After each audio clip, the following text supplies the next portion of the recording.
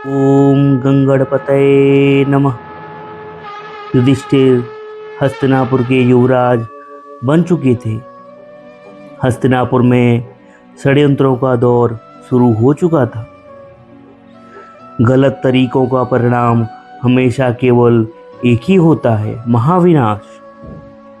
राजनीति जब राजकोष की तिजोरी पर टिकती है तो वो राजा के स्वार्थ की दासी बन जाती है, लेकिन जब राजनीति सत्य पर टिकती है तो वो राष्ट्र का निर्माण करती है। हस्तिनापुर के सिंहासन के सामने आज यही दो रास्ते खड़े थे। एक तरफ शकुनी की उंगली पकड़कर अधर्म के रास्ते पर बढ़ता दुर्योधन, और दूसरी तरफ धर्म को ढाल बनाकर कर्तव्य पथ पर चलते युधिष्ठिर। युधिष्ठिर की बढ़ती लोकप्रियता दुर्योधन के सीने में खंजर की तरह चुभ रही थी। जब शाही खजाने की दौलत भी जनता का प्रेम नहीं खरीद पाई तो दुर्योधन की आत्मा तड़प उठी। दुर्योधन बोला, मामाश्री, सब बेकार जा रहा है। भांजे, धीरज रखो। राजनीति में जो काम तलवारें नहीं कर पाती वो एक शांत चाल कर जाती है। वारणावत में महादेव का उत्सव होने वाला है। मैंने वहां पुरोचन को काम पर लगा दिया है। दुर्योधन चौंकता है। पुरोचन? उस बूढ़े वास्तुकार को?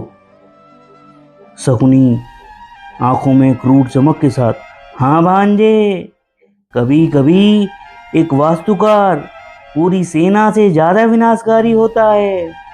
वारणावत में पांडवों के स्वागत के लिए मोम और लाख का एक ऐसा महल बन रहा है जिसे दुनिया लाक्षागृह कहेगी। बस एक छोटी सी चिंगारी और पांडवों का अध्याय सदा के लिए स्वाहा। पर इस षड्यंत्र की राह में सबसे बड़ा रोड़ा थे स्वयं महाराज धृतराष्ट्र।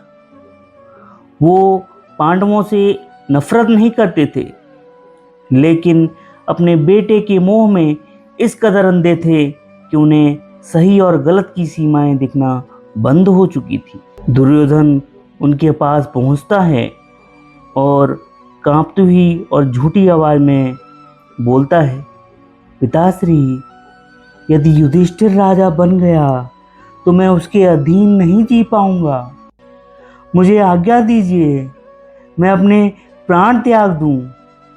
धृतराष्ट्र बोले, नहीं दुर्योधन, तुम क्या चाहते हो मेरे पुत्र? दुर्योधन बोला, युधिष्ठिर को हमारे प्रतिनिधि के रूप में वारणावत के शिव महोत्सव में भेज दीजिए पिताश्री, बस इतना ही। धृतराष्ट्र मौन हो गए। एक तरफ धर्म था, नीति थी, भाई के अनाथ बच्चे थे, और दूसरी तरफ उनका अपना सगा बेटा। और हस्तिनापुर का यह सबसे बड़ा दुर्भाग्य था कि जब जब राजा को न्याय करना था तब तब उसका पुत्र मोह आड़े आ गया। योजना बन चुकी थी, लेकिन इस कायरता के खिलाफ दुर्योधन का ही सबसे पक्का मित्र खड़ा हो गया, अंगराज कर्ण।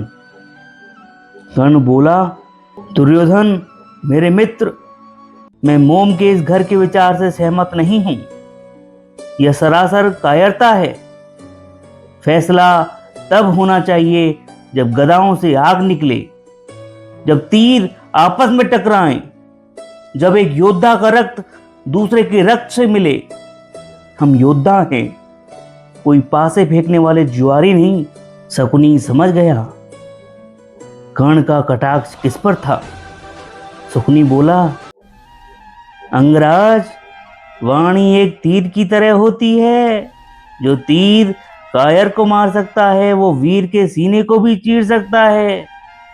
जब तुम्हारे भीतर का बच्चा बड़ा होगा तब तुम्हें इस मोम के घर की रणनीति समझ आएगी। मैं चाहता हूं कि युद्ध क्षेत्र में पहुंचने से पहले ही यह युद्ध इसी लाक्षागृह में समाप्त हो जाए। और अगले दृश्य में शंखनाद और जनता की गूंजती आवाजें, पांडवों की जय, पांडवों की जय। पांडव दिग्विजय करके हस्तिनापुर लौट रहे हैं और अपने हिस्से का सारा धन उन्होंने महाराज के चरणों में सौंप दिया, क्योंकि युधिष्ठिर के लिए बड़ों का आशीर्वाद ही सबसे बड़ा धन था। लेकिन उन्हें क्या पता था कि जिस पितामह भीष्म और महाराज धृतराष्ट्र की आज्ञा मानकर वे वाराणवत जा रहे हैं, वहाँ साक्षात काल उनका इंतजार कर रहा है।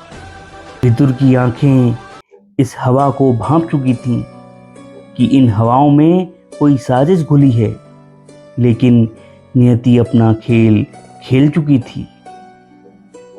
अज्ञानियों का लोभ, दुष्ट बुद्धि की चालाकी और गलत तरीकों का उपयोग पांडवों को नहीं, पूरे कुरुवंश को एक ऐसे विनाश की ओर ले जा रहा था जिसकी आग में एक दिन पूरा आर्यावर्त जलकर राख होने वाला था।